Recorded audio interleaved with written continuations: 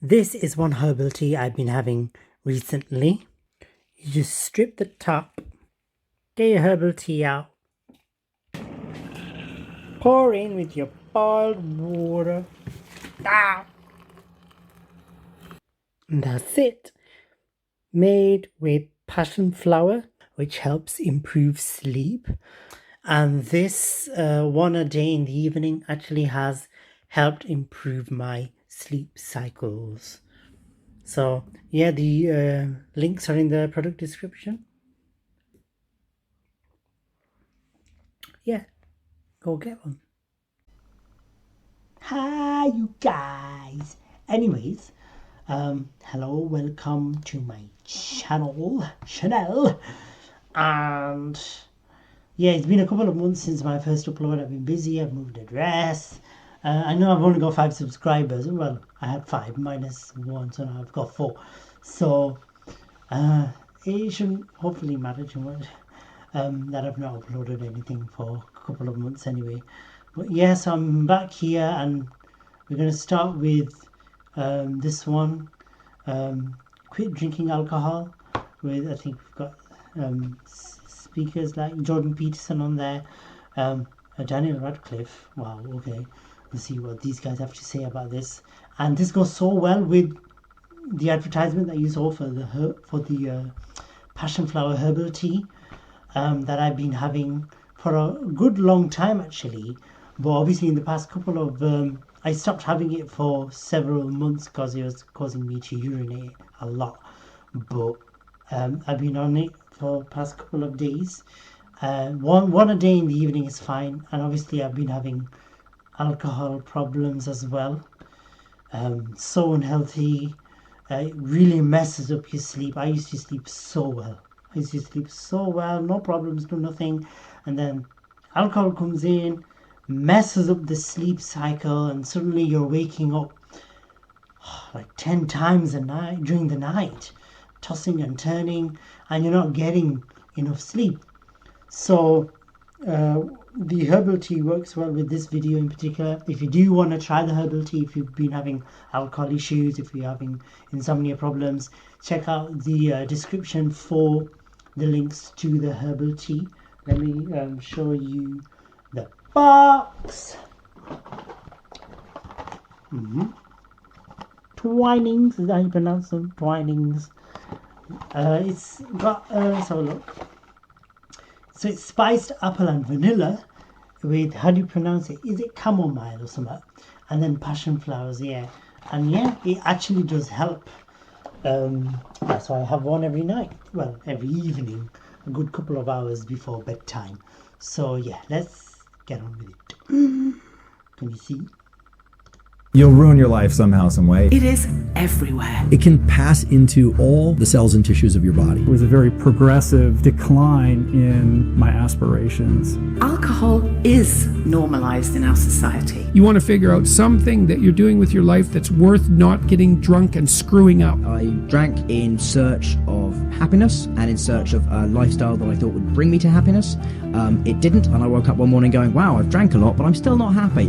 What's that about? I recall in high school, the motivational speakers would come to my school and say, don't do drugs. But absent from those talks was any reference to alcohol. Alcohol got introduced to my life. You might say, well, why do people drink too much? It's like, if you like alcohol, that's a stupid question. It is ingrained. It's the social glue that sticks everything together. And my mom was chiming in with, it's way bad, you don't want to do it, you don't want to end up like that. Over 3 million people worldwide will die this year to alcohol-related causes. From baby showers, christenings, Freshers' Week, weddings, parties, funerals, barbecues, celebrations, and everything in between.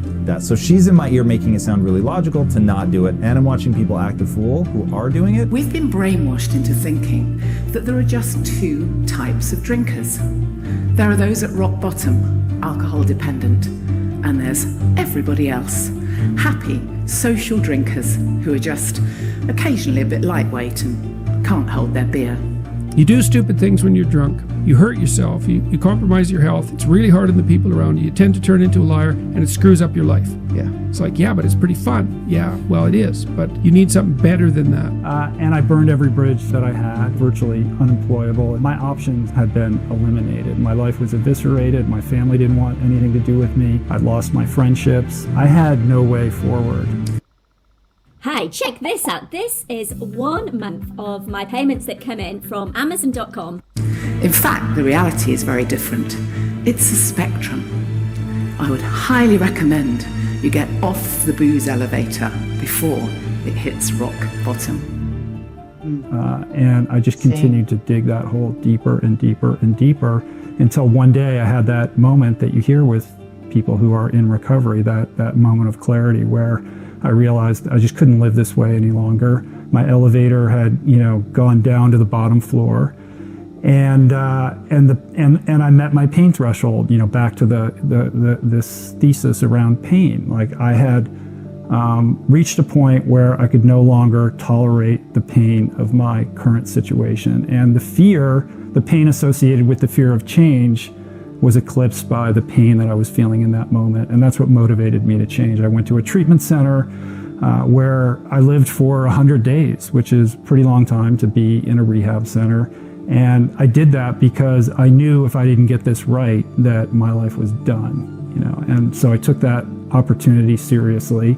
I recognized that despite the fact that I think I'm a smart guy, my best thinking had me literally institutionalized, and that if I couldn't get a grasp on how to live and develop some new skills and a new toolbox for how to approach my life, that I was going to end up in jail, or I was going to kill somebody else or myself.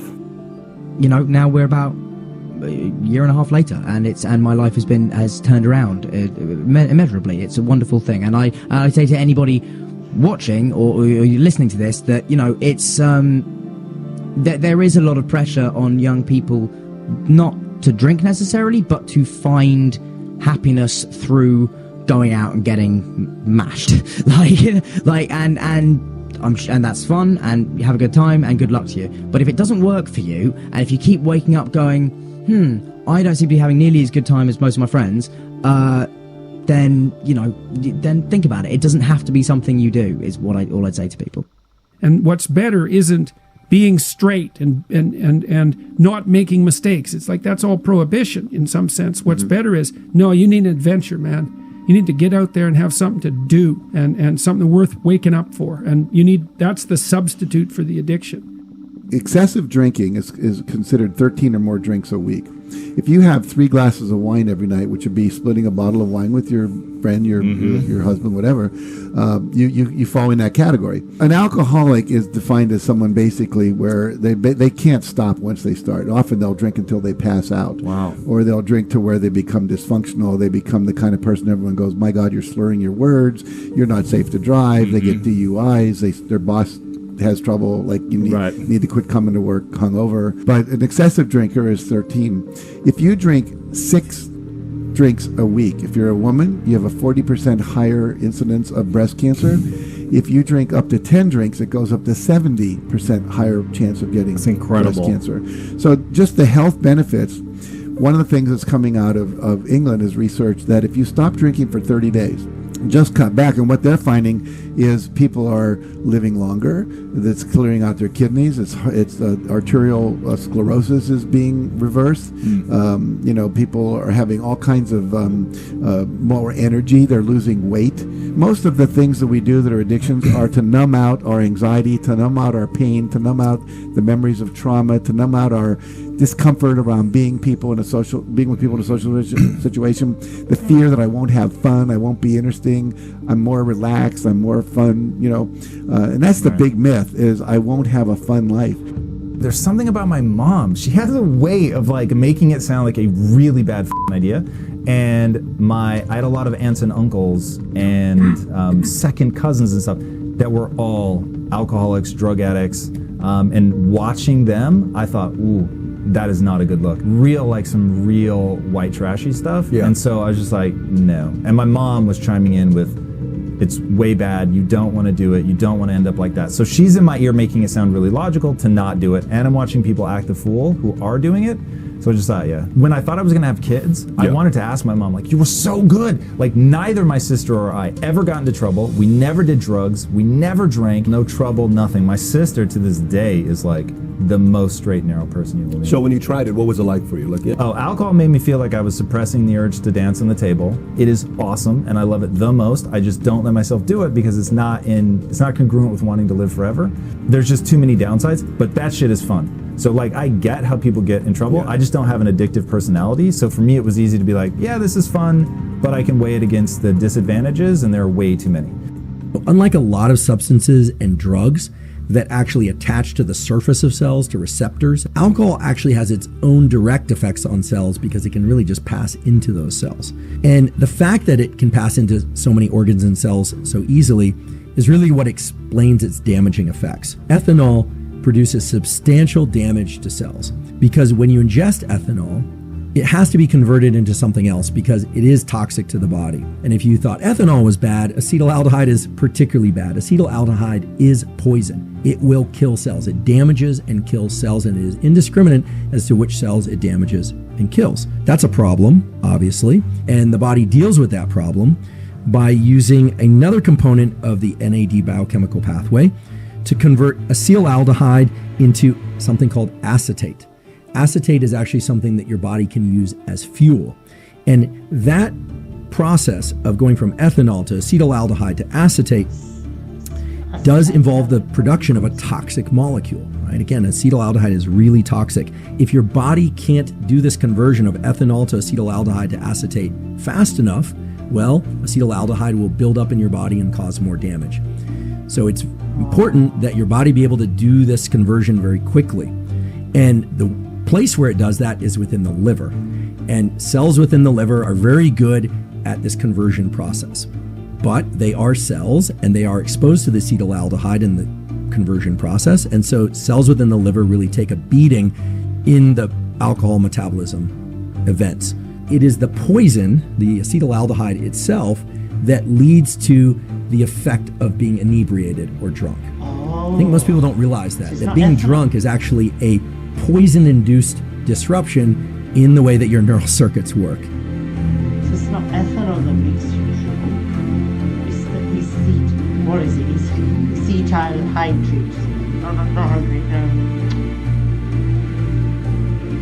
Whatever it was. Aldehyde. Interesting. I thought I read ethanol converts into something which is apparently more poisonous, which is even worse to your body, and your liver has to remove that from your system. And obviously your liver processes alcohol every hourly, can only do a certain amount. That's very interesting. So that is acetyl what was it? Acetyl aldehyde or something like that. We'll definitely look it up. That means our next video has to be how does ethanol compare to this acetyl aldehyde? That's going to be our next reaction video. I want to know what that is. We've got to find out, because alcohol is so filthy, it's so disgusting, and I can't believe I've fallen into that as well. I mean, it's not as bad as a lot of people out there that are actually binge drinking every day, a couple of times a week. I was drinking it once a week, but I was drinking like an entire bottle of like red wine. So I was really doing quite a bit. And then obviously I'd get to the point where I'd be quite drunk, like really drunk, and I'd be like, oh no, you could feel it's getting more dangerous as you're doing it. And just doing that once a week has messed up my sleep already. So I've not had any alcohol since, was it Tuesday only, been a couple of days. So yeah, I'm hoping that stops. And this is why I've had to watch this video. And I hope this probably helps other people watching this reaction video who have watched this video with me. I hope it actually helps them out. And I hope the herbal tea actually helps you guys out as much as it's helping me. So I'll see you in the next video, you guys. We've got to find out what this acetaldehyde substance is. So see you in the next video.